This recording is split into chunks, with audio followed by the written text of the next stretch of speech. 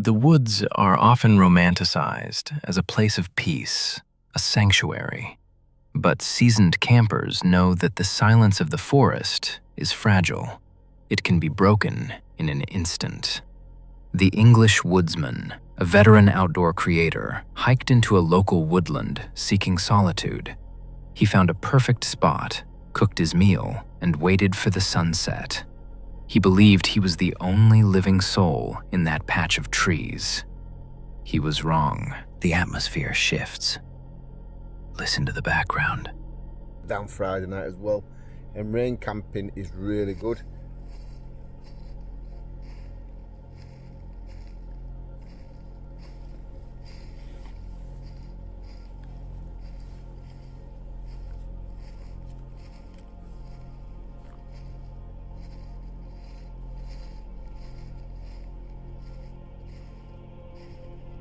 Is that a badger?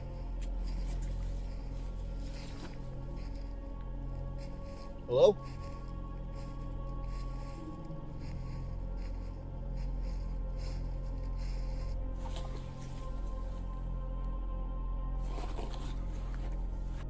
That is not the chaotic rustle of a squirrel or the heavy crash of a deer. That is a rhythm. Crunch, crunch, crunch. Heavy, deliberate, bipedal. When he calls out, the sound stops instantly. This is the first red flag. Animals do not freeze on command. They flee. Whatever was behind him was listening, and it knew it had been heard. So let me know in comments, did you hear that noise? I heard it, I played it back, I can hear it. But because I heard it, I don't know if it sounds louder than it is. It's just one of these things where you just need to go, find the reason. He tries to rationalize it. He tells the camera it's nothing, a badger, a trick of the mind. This is a survival mechanism. Our brains refuse to accept that we are being hunted until it is too late. But the woods have a way of wearing you down. The darkness creeps in, and the animal doesn't leave. It waits.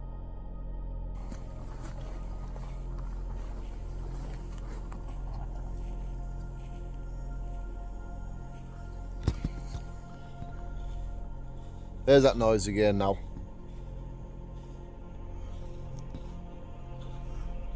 Hello?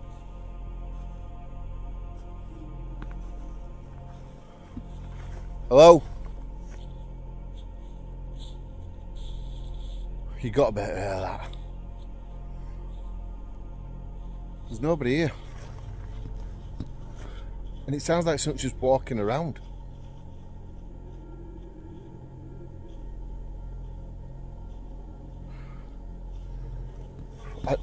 I can handle it. Can you hear it? 15 minutes later, the footsteps return, and this time they are closer. The unseen visitor has closed the distance. Notice his reaction. The mask of the tough outdoorsman slips.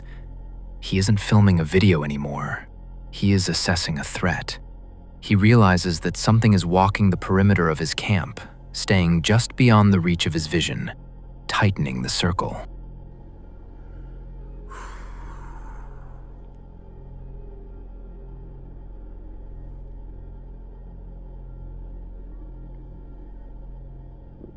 I'm actually breaking wind. I'm quite scared, people. I'm not going to pretend I'm not. I am quite scared right now. If it's a human and they come up and laugh at me,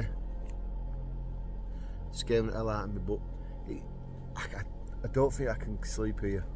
This is going to be a long night if I'm nervous like this and scared now. There is a specific feeling described by people who disappear in the wild, a sudden, overwhelming sense of doom. It is your primal instinct screaming at you to run. As it gets dark, that instinct takes over. He doesn't wait for a visual confirmation. He doesn't wait to see a face in the dark. He packs his gear in a blind panic.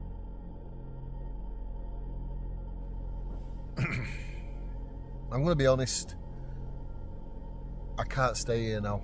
I'm going to be a wimp. I don't care if people call me a wimp in the comments, but I can't stay here. I'm too unsettled. I'm nervous. I've done camping like this a load of times. I think I'm going to go find somewhere else to get this bivvy set up. But I'm leaving this spot.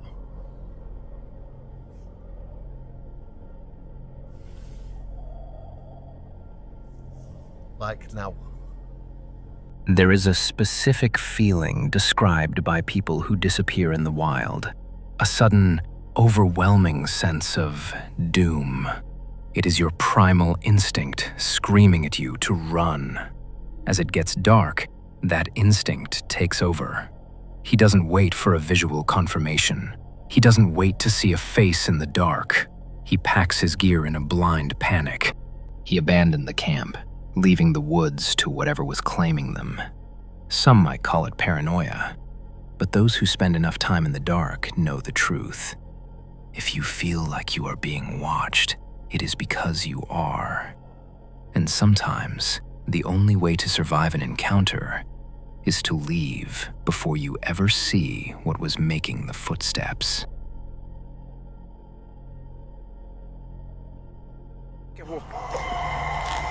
Echt, oh man. Dit is... Dat is een mechelaar. Urban exploration has one golden rule: leave nothing but footprints. But for the Belgian creator Siaz, breaking this rule wasn't the danger. The danger was who was waiting for him. He and his friends entered a forest to explore an abandoned holiday park. Immediately, things felt wrong.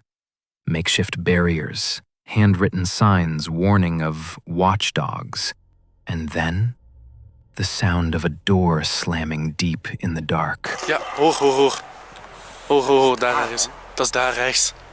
Maar hier hangt letterlijk een bord met verboden toegang, privaat en camerabewaking. Kijk eens aan. Oh manneke, dit is sketchy. Dus ja, hier gaat iemand wonen gewoon nog. Dat kan toch niet aan? Hoezo?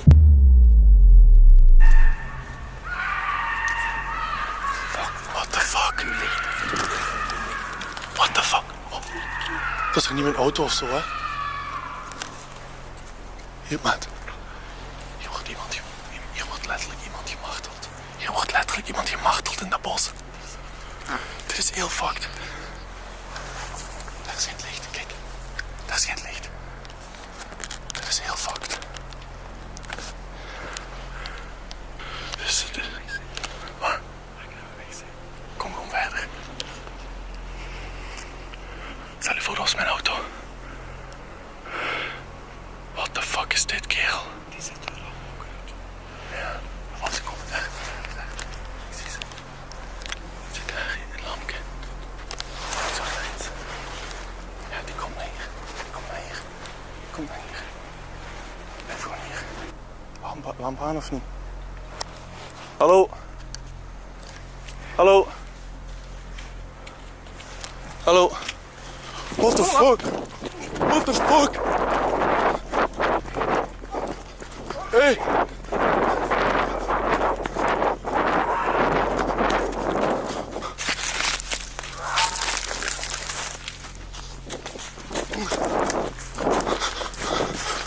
Deep in the woods, they saw a light. It wasn't a security guard. It was a single beam moving erratically toward them. Come! Siaz turned his flashlight on the figure. It was a woman dressed in a white suit, face painted pale. She wasn't asking them to leave. She was charging at them with a hatchet. They ran for their lives. Siaz fell, scrambling through the dirt to escape. But the horror didn't end in the woods. When they finally reached the road and called the police, they realized this was a trap. The woman hadn't just chased them. She had vandalized their car, ripping off the license plate and waiting by the vehicle, hoping they would run back to it. When the police arrested her, Siaz described her reaction. She didn't scream. She sat on the ground and laughed at him like the Joker. A smile he says he will never forget. Midsummer's Eve. The year is 1735 and a local man spies what he believes to be a gigantic army marching across the ridge of a nearby hill. This procession goes on most of the night, and the following morning he goes up to the hill and finds absolutely no trace of an army whatsoever. No footprints, no hoof prints. 2 years later, on Midsummer's Eve, several other people see exactly the same thing, a gigantic army marching across the ridge. In 1745, 26 people watched a silent army march across the ridge of Sother Fell. They left no footprints. They made no sound. Centuries later, a solo camper named Black Crag decided to spend the night on that same ridge on the anniversary of the sighting. He was looking for ghosts. He wasn't prepared for what he actually found. At 10:30 p.m., he stepped away from his camp. When he returned moments later, his blood ran cold.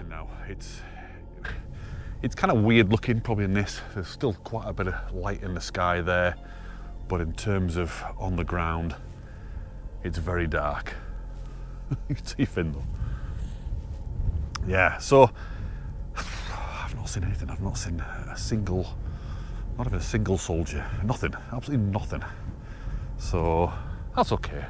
I think I'm going to head back to the tent now and settle down, get a little bit of kip, hopefully not get woken up in the night. I think it's going to be a very early start in the morning because it's going to get very light soon. Oh, not long at all. What the hell? There's a bloke stood next to my tent. What the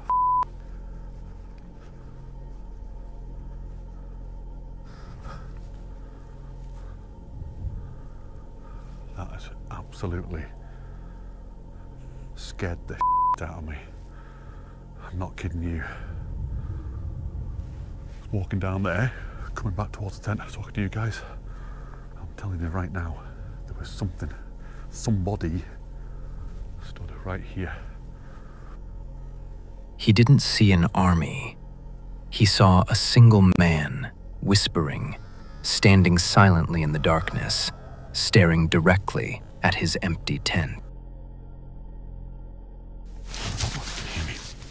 I'm just saying there's still quite a lot of light outside, and I'm just half expecting the silhouette to go past. I'm just hearing loads of noises. And I know you hear loads of noises anyway when you're in a tent because the tent's flapping and there's bits of grass against it and there's all sorts of weirdness, but I'm completely spooked. He searched the perimeter. Nothing. No footprints in the grass. Just the terrifying certainty that he was not alone. He spent the rest of the night gripping his camera, waiting for the shadow to return. It serves as a reminder. Sometimes the scariest legends are the ones that don't need an army. Just one silent observer. Stealth camping in public parks is risky. You worry about rangers or dog walkers. But when the northwest wind set up camp deep in a local park, he found signs that he wasn't the only one hiding there. An old abandoned tarp, a feeling of being watched. He pushed the feeling aside and settled in for the night. Or it could have been like an Asian Tony type character, maybe Asian Tony himself. That kind of sketches me out. I don't like the vibe I got seeing that. That gives me a weird vibe. Super weird vibe.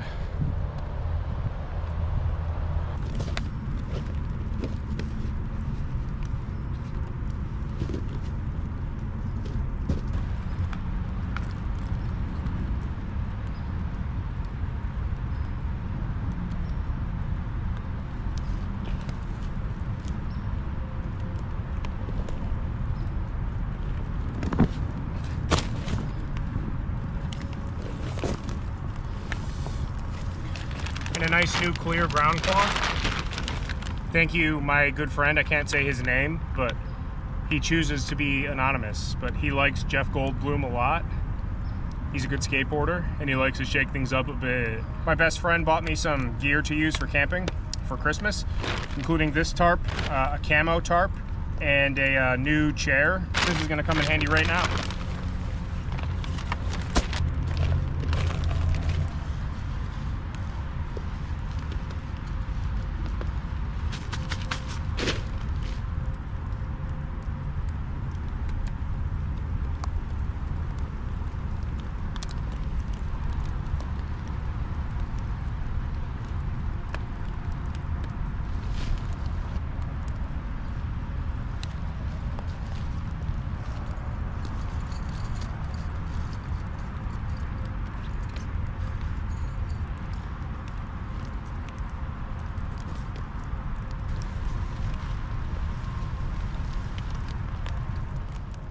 All right, so it's getting dark.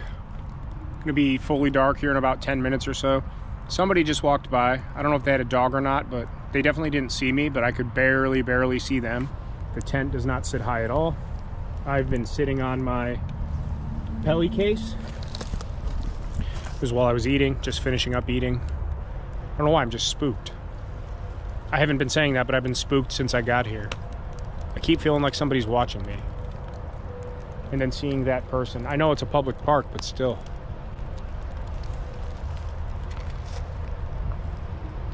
So I've been in here for a while now. I mean, there's really nothing to film in between things. It's a little small, but that's what it's designed for. I could definitely bring some gear in here, like a book, my laptop, a water bottle, any other crap that I really wanted to. I just can't bring my bags in. Other than that, things are going well. I'm in my sausage. It's like I'm the sausage and I'm stuffed in the tent. You know, like my peppers are down there, but I'm the sausage. You're looking at the sausage because the sausage is me. There's somebody, hang on. I don't know if they can see it or not through the tent. I don't think so. I'm leaning right up against the light, but somebody's walking around out there very close to the tent.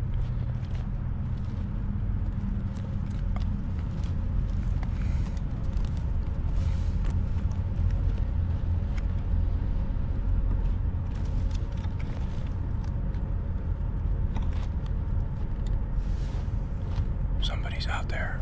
I don't know if they're coming this way or just walking around out there. I can't tell. Somebody's definitely walking around out there, though. Hang on. I don't want to leave the light on in case they can see in here. I think the fly is thick enough that they can't see the light, but still, I'm leaning right up against the lantern, so you can only just barely see my face.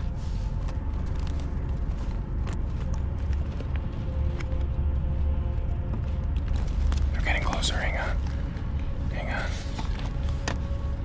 I want you to be able to see as much as possible, but I'm not gonna turn on the lantern again. I have my headlamp in my pocket too.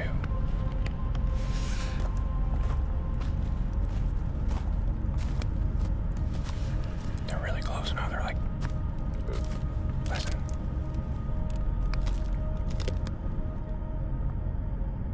I don't like this at all, I'm spooked. Hello? Hello?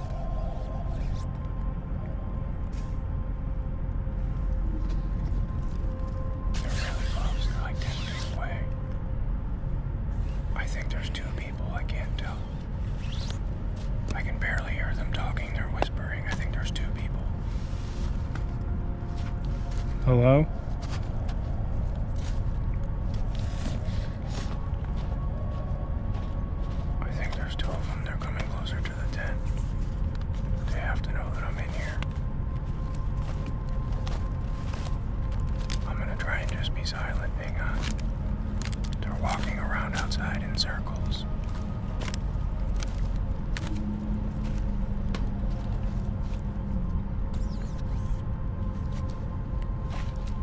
Hello? Hello? All right, I don't like this. Hello? At 9:30 p.m., the footsteps began. Not on the trail, but circling his tent. Listen to his voice. He realizes there isn't just one person. There are two. He calls out, "Hello?" multiple times. A normal person would answer. A ranger would announce themselves. These intruders stayed silent and moved closer. Hello? They're touching my tent. Stop. Then, the unthinkable happened. They didn't just watch, they engaged. They began touching the tent walls. They pulled the rainfly, Hello? collapsing the shelter on top of him. He could smell their cigarette Hello? smoke through the mesh. They were right on top of him, Hello? silent, dismantling his only protection. Hello?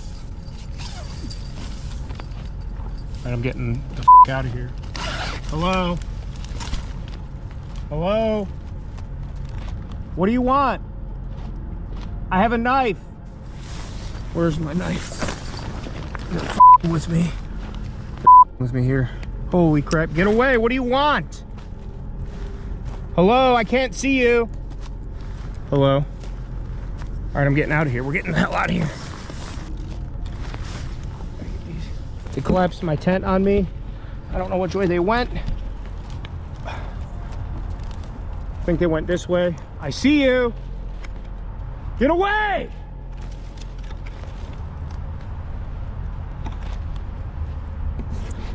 All right, I'm spooked. I don't like this. Get my headlamp on and we're getting out of here right now. They're just standing there. They're just standing there. What do you want? Leave me alone! They went over that way. I can't see them now. I know you're there. I see you. They collapsed my tent on me and pulled the fly off while I was still in there. It smells like someone's smoking a cigarette too. I smell your cigarette. I smell your cigarette. All right, we're back on a path. Okay. Ow! Ow! Ow! Ow! Oh, I'm soaked. I'm soaked. Oh God. It's the fourth time. I swear, if I had a firearm, I probably would have used it by now. Oh my God, my nerves are shot. He didn't wait to see their faces. He grabbed his light and ran, leaving hundreds of dollars of gear behind. He escaped to his truck, and terrified. They're coming this way. Oh, I don't like this. I'm calling the police.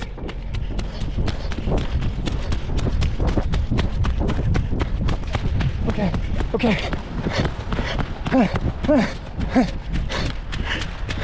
When he returned the next morning, his gear had been rifled through.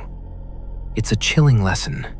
In the woods, if you don't answer the hello, it's because you have bad intentions. Most explorers go looking for isolation to escape the noise of the world. But sometimes, when you finally find that perfect silence, you realize you aren't the only one listening. Our next story takes us to the desolate moors of the UK, where a solo adventurer named Eleanor Grace went looking for a hidden swimming spot, but found something far more unsettling. When she finally located the quarry, it seemed like a hidden paradise. High rock walls shielded the water from the outside world. It was quiet. Too quiet. As she climbed over the sharp, jagged rocks and entered the freezing water, the isolation started to shift from peaceful to oppressive. She was completely alone, swimming in a deep pool carved out by industrial history. At least, she thought she was alone. It's not too bad.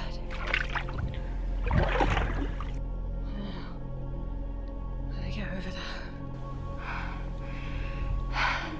It's a little bit cold. It's not too bad though. There are a lot of tadpoles and everything around me and like little lizardy type things. I haven't seen any leeches yet.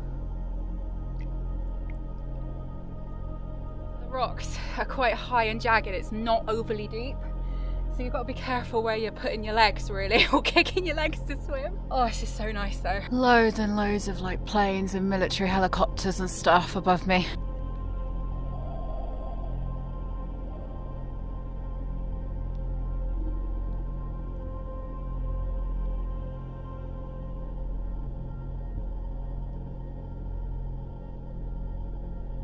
There's a really, really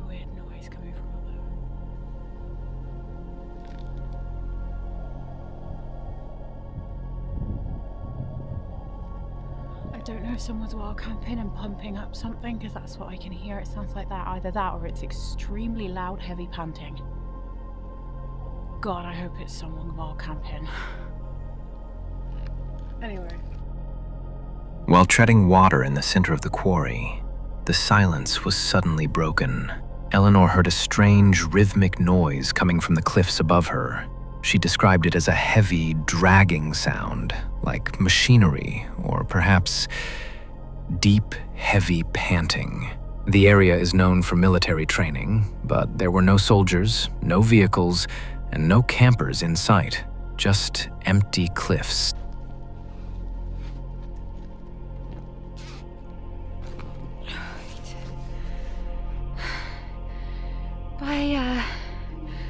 Oh no, I forgot your name. I've got to climb up those rocks again now. Why are my legs so short? There's nothing to like cling on to get up. Just starting to get very chilly and quite dark actually. That was a bit risky than getting undressed and then dressed, trying to keep my towel around me. I did keep hearing that noise, so I don't know what it was. It could have been an animal. Typical YouTube video. Oh, I went somewhere really strange and there was someone watching me. Until actually, you know, that happens and then I'm screwed because I have to put that video up. The mood changed instantly. A primal instinct kicked in. The overwhelming sensation of being watched. She described feeling eyes burning into her from the rocks. Abandoning her swim, she scrambled out of the water, struggling to dress quickly on the sharp stones. The hike back became a desperate retreat. As darkness fell, the landscape seemed to turn against her. She got stuck in thigh-deep mud, losing the path, panic rising with every step as she felt pursued by something unseen. Multiple eyes on me in that quarry last night, but I had no idea where they were. I kept looking behind me. That bit there with the sheep and the bit of ruin was so strong. Like, it was so strong. Towards the end, when I was on my way back, that's why I was saying, like, where's the car, where am I looking? And I couldn't wait to leave because it was even stronger when I went to leave. It was like, I don't want to be here. What I do find fascinating as well is that, and I've just realized, is that both that quarry and Kennel Vale were mining places. Kennel Vale actually had multiple explosions over the years, which led to a lot of deaths. That's why that place is known to be haunted. Something was off. That was a stronger feeling more than any haunted hotel that I've been in, more than any haunted place that I've explored. All my hairs on my arms were stood up. Like, it had a feeling of just dread. And I kind of do want to try Kennel Vale again, even though I promised myself that I would never return there. Obviously, you can't feel the feelings that I was because you weren't there. It's on camera. But yeah, would you do it? Would you go there? Would you swim there? Would you wild camp there like people did? I don't think I'll be going back there again just because of the overwhelming vibe it gave me of just pure haunted.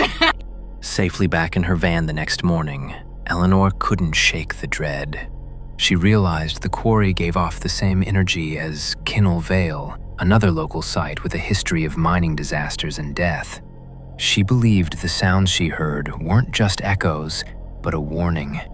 The place felt purely haunted, a location that actively repelled visitors. Eleanor drove away, vowing never to return, leaving the hidden quarry to whatever it was that was watching her from the cliffs. For our final story, we are reminded that sometimes the creepiest moments happen when you are trying to create a happy memory. Deep in a local park, a woman was spending the afternoon with her dog, attempting to take some cute Halloween photos. She had brought a white sheet to dress her dog up as a ghost. It was supposed to be funny. It was supposed to be wholesome.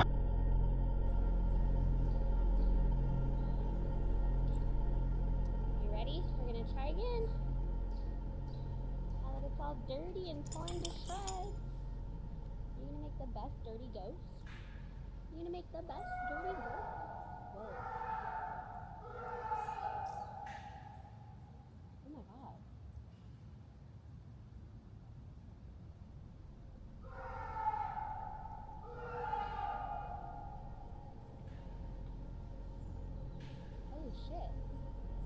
Suddenly, the silence was shattered.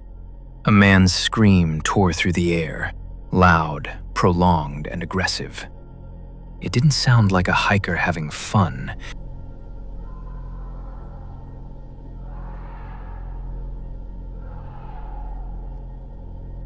It sounded like someone in distress, or perhaps pure rage. She froze instantly, the camera lowered, her eyes scanning the tree line.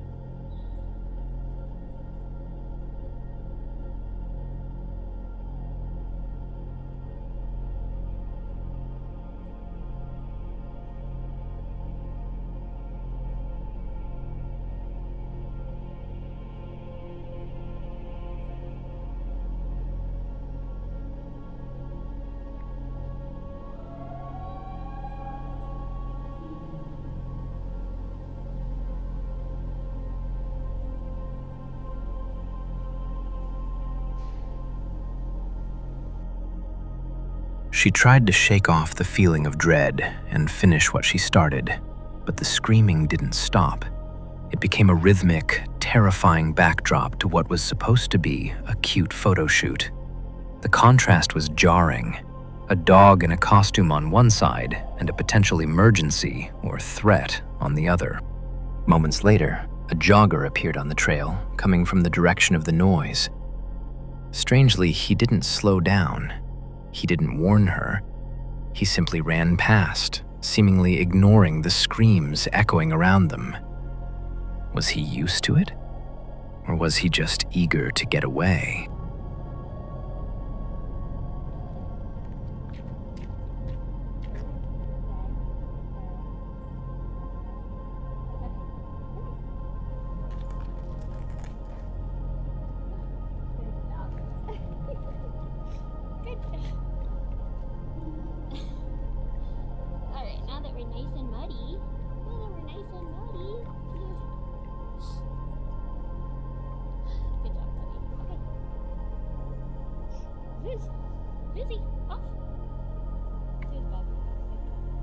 That was enough. With the sun hidden and the screaming persisting, the isolation of the woods no longer felt peaceful. It felt dangerous. She packed up the costume and headed for the exit, confirming to the camera exactly what she had witnessed. Okay, there's a man screaming.